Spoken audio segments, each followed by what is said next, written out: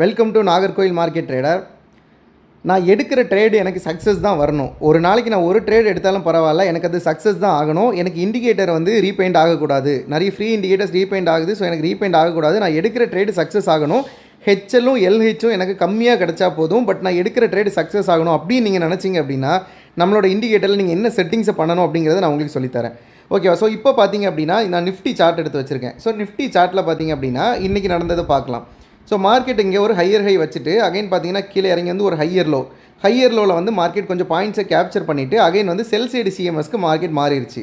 செல் side சிஎம்எஸ்க்கு மாறினதுக்கு அப்புறமா, அதாவது CMS change in market structure sell சைடுக்கு மாறினதுக்கு அப்புறமா போய் ஒரு எல்ஹெச் ஃபார்ம் பண்ணி அந்த இடத்துல, ஸோ இந்த கேண்டில் பார்த்தீங்க அப்படின்னா ஒரு ஈவினிங் ஸ்டார் கேண்டில் மாதிரி இருக்குது, அல்லது ஒரு என்கல்ஃபின்னு கூட சொல்லிக்கலாம். ஒரு எல்ஹெச் ஃபார்ம் பண்ணிவிட்டு அங்கேருந்து கீழே இறங்கி மார்க்கெட் வந்து ஒரு பெரிய பாயிண்ட்டை கேப்சர் பண்ணியிருக்கு. கேப்சர் பண்ணிவிட்டு அகைன் நீங்கள் எல்எல் வந்து ஒரு ஜோன் வந்து மார்க்கெட் மேலே போயிருக்கு. ஸோ இவ்வளோ ஸ்ட்ரக்சர் எனக்கு இருக்குது. ஸோ நான் எடுக்கிற ஸ்ட்ரக்சர் வந்து எனக்கு கரெக்டாக இருக்கணும். எனக்கு இன்டர்னல்ஸ் வந்து கம்மியாக காட்டினாலும் பரவாயில்ல, எனக்கு நான் எடுக்கிறது ஸ்டாண்டர்டாக இருக்கணும் அப்படின்னு நீங்கள் நினச்சிங்க அப்படின்னா, நீங்கள் பண்ண வேண்டியது என்ன அப்படின்னா, நம்மளோட நாகர்கோயில் மார்க்கெட்டோட இண்டிகேட்டரில் செட்டிங்ஸ்குள்ளாடி போய்க்கோங்க. போயிட்டு இங்கே பார்த்தீங்க அப்படின்னா டெப்த்துன்னு சொல்லிட்டு ஒரு ஆப்ஷன் இருக்கும். அந்த டெப்த்தில் வந்துட்டு நீங்கள் 12ன்னு இருக்கிறத 15ன்னு சேஞ்ச் பண்ணிக்கோங்க. ஸோ 15ன்னு சொல்லி நீங்கள் சேஞ்ச் பண்ணிட்டீங்க அப்படின்னா, அங்கே உங்களுக்கு கிடைக்கிறது பார்த்தீங்க அப்படின்னா எல்ஹெச் அண்ட் ஹெச்எல் அப்படிங்கிறது கம்மியாக தான் கிடைக்கும். ஓகேவா? பட் என்ன அப்படின்னா, கிடைக்கிறது வந்துட்டு டார்கெட் உங்களுக்கு அதிகமாக இருக்கும். ஓகேவா? ஒரு ஹெச்எல்லாக இருக்கட்டும், ஒரு எல்ஹெச்சாக இருக்கட்டும், கிடைக்கிறது வந்து கம்மியாக இருக்கும். ஃபார் எக்ஸாம்பிள் இப்போ நான் இங்கே பாருங்கள், வரிசையாக ஒவ்வொரு இடமா பாருங்கள்.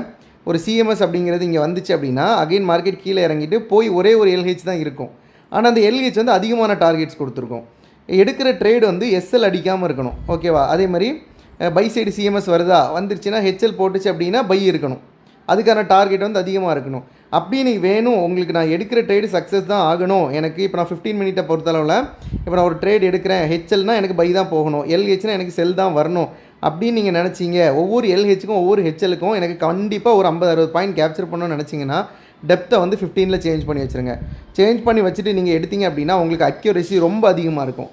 இல்லை சில பேருக்கு என்ன கேட்குறீங்க அப்படின்னா, ப்ரோ எனக்கு இன்னும் நிறைய ஹெச்எல் வேணும், நிறைய ஹெச்எல் எல்ஹெச் வேணும், அதுக்கப்புறமா வந்துட்டு எனக்கு ஒரு ஜோன் வருது, அந்த ஜோனில் போயிட்டு 1 மினிட் போகுது, பட் அங்கே எல்ஹெச் வரல, கீழே வருது, பட் அப்போ அங்கேயும் எல்ஹெச் வரணும், எனக்கு நிறைய எல்ஹெச்சும் ஹெச்எல்லும் வேணும் அப்படின்னா நீங்கள் என்ன பண்ணிடணும் அப்படின்னா, இந்த டெப்த்தை வந்து 15லேருந்து 7க்கு சேஞ்ச் பண்ணிடுங்க.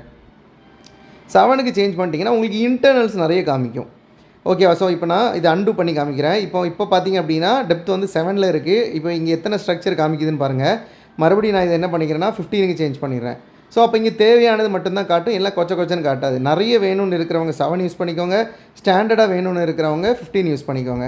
ஸோ இதை யூஸ் பண்ணி பாருங்கள். நீங்கள் எடுக்கிற ட்ரேடு கண்டிப்பாக உங்களுக்கு வந்துட்டு ஒரு 50-60 பிப்ஸ் கேப்சர் பண்ணாமல் போகவே போகாது.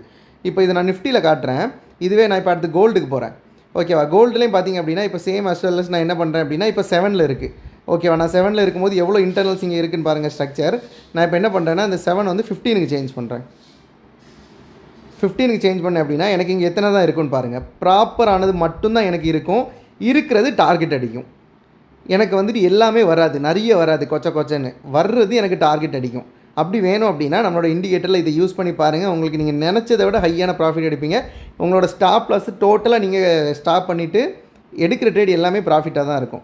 ஓகேவா? இங்கே பார்த்தீங்கன்னா தெரியும், ஒரு சிஎம்எஸ் வந்துன்னா ஒவ்வொரு ஹெச்எலும் பையாக தான் இருக்கும். நிறைய ஹெச்எல் வராது, சலன்னு வராது, ரீபெயிண்ட் ஆகாது, வர்றது டார்கெட் கொடுக்கும். ஓகேவா? ஸோ இதை யூஸ் பண்ணி பாருங்கள். நம்ம இண்டிகேட்டர் பை பண்ணி வச்சுருக்கிறவங்களும் பை பண்ணணும்னு நினைக்கிறவங்களும் இதை யூஸ் பண்ணி பாருங்கள். அதிகமான உங்களுக்கு அக்யூரசி இருக்குது இதில். ஓகேவா?